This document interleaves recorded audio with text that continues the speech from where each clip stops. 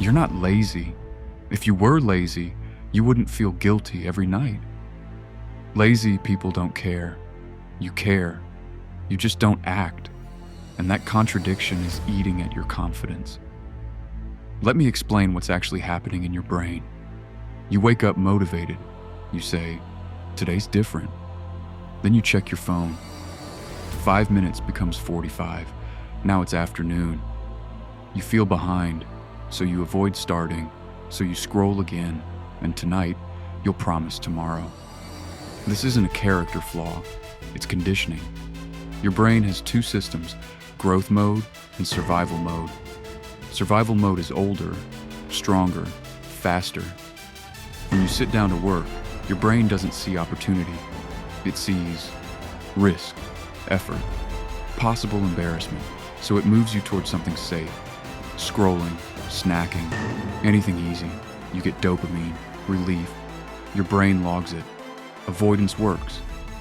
And now it repeats the pattern. Here's the dangerous part. You still imagine success. You picture the body, the income, the respect, and that imagination gives you emotional satisfaction without risk. So you live in fantasy achievement. It feels productive, but it builds nothing. And as long as you don't start, you can still believe, "I could be great if I really tried." That belief protects your ego, but it blocks your growth. Let me ask you something uncomfortable. If someone followed you around for 7 days, would they believe you're ambitious or just entertained? Because ambition is not what you think about. It's what you repeat. And right now, your habits don't match your identity. That gap, that's where your anxiety lives. You say you're waiting for the right time, the right plan, the right energy, the right mood. But perfectionism is fear in disguise. If it's not perfect, you delay. If you delay, you don't risk failure. If you don't risk failure, you protect your self-image, but you also stay average.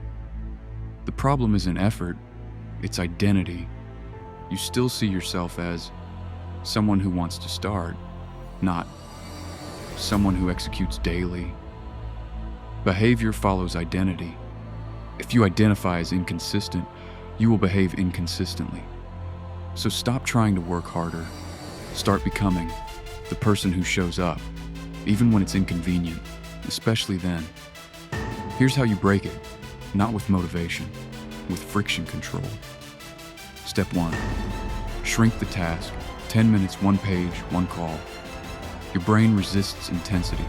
It doesn't resist small starts. Step 2, remove temptation.